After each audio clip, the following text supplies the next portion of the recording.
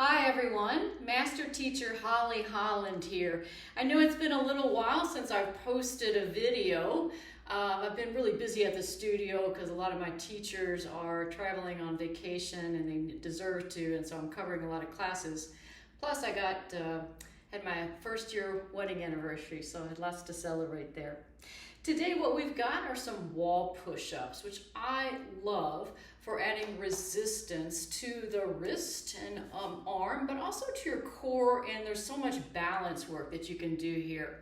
Now, wall push-ups are helpful if you happen to have tender wrist and you can't really put your weight fully down on the ground. You are adding weight bearing here, so that's why we know that it's really helpful for both the resistance and the load factor that you're adding to bones, but it doesn't feel quite as tender for most people as you press down in here. So how do you get set up with this? You want to make sure you've got a nice surface that's wide enough for you, but a couple of other considerations that I'd like you to think about. Most of us, when we do a push-up, especially women, we've got bust line right in here, and truthfully, that's just heavy. And so when we come in to do a push-up, we tend to wing our shoulders.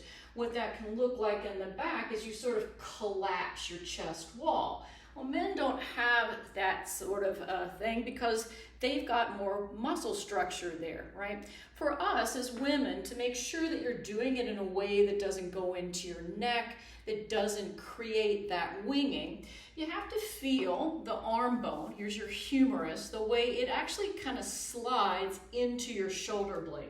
So if I place my hands right here, I'm trying to really sense the way my arm engages with my shoulder blade.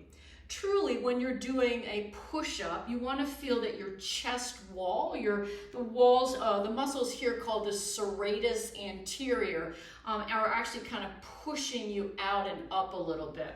So I'm going to start out with my feet parallel, spreading my hands, and trying to sense right away, even with a small bend in my arm, that I can really engage by pressing the arm into my shoulder blades. Even doing that alone and is working a lot through the back of my calf is giving me a lot of balance work right here. So you might just practice that a little bit as you sense how that is in your body. Now, as you're coming in to do it as a push-up, what I want you to think about here is that your whole body is moving forward into the plank.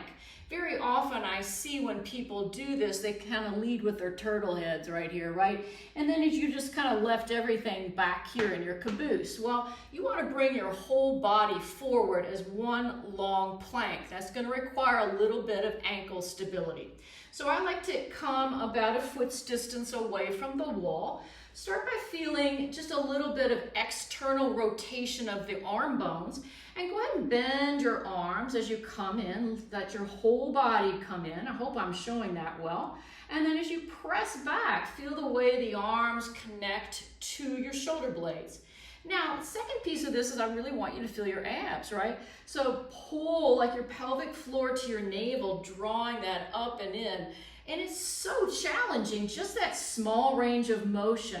Notice I'm not trying to get to the wall necessarily.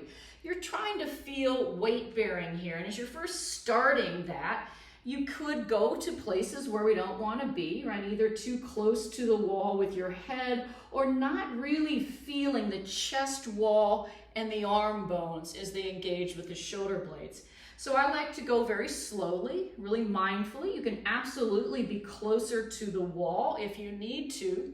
Some of my tinier people, they might use a ladder barrel, which is another piece of equipment that we have in the studio, something that feels like it's right in front of your chest wall. Okay, I like to do about 8 to 10 of these.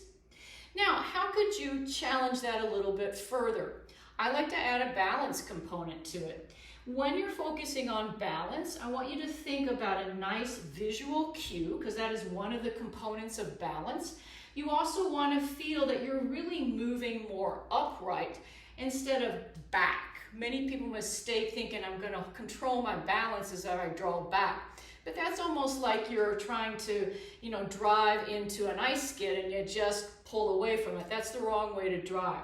So as you try to add a balance component to this, you're going to bend in, and as you press back, tighten your abs and just take your hands off.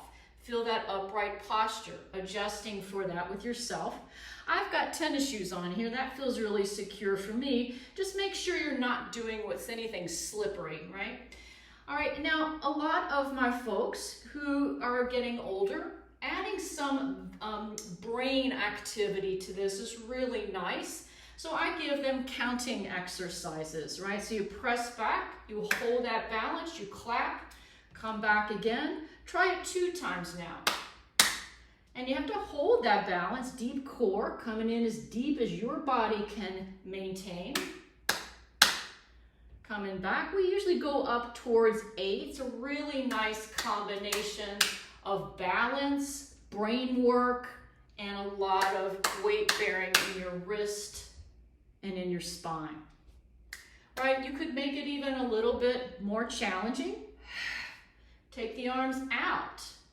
Feel the way that each time you change the dynamics, that was hard for me, bringing the arms up there, that it just reinforces another part of your brain-body connection that is challenged. And we love that for our work with osteoporosis. Okay, so say that's fairly easy for you. Then you want to progress it, either by coming a little farther away from the wall, or take one foot behind the other. Do it as a single leg move. You want to make sure that you don't sag into that hip. Really firm up the leg bone. That's part of trying to reinforce those hips. Come into the wall a little bit, inhale, and exhale. Press back. Find that stability first. Don't try to move too quickly with these. These are more challenging than they may seem. If you could add a balance challenge to that, great. Take your hands off. Ooh, that's a little unsteady for me because I'm looking at the camera and I'm not getting that visual connection. That's better. I've had a little trouble with that ankle, so maybe leave that piece off for me today. But I know on this other leg, I'm a little bit more secure, so I'll try it there, okay? Firming that up, bringing myself in here. Try to bring that whole body as a team. Press back. Yeah, you can tell that's really hard for me, right? Some days I really have that, so, give yourself time to adjust this. We definitely don't want to fall here, but know that you're very close to this surface, and you come back, and the more you practice, the better you get with it.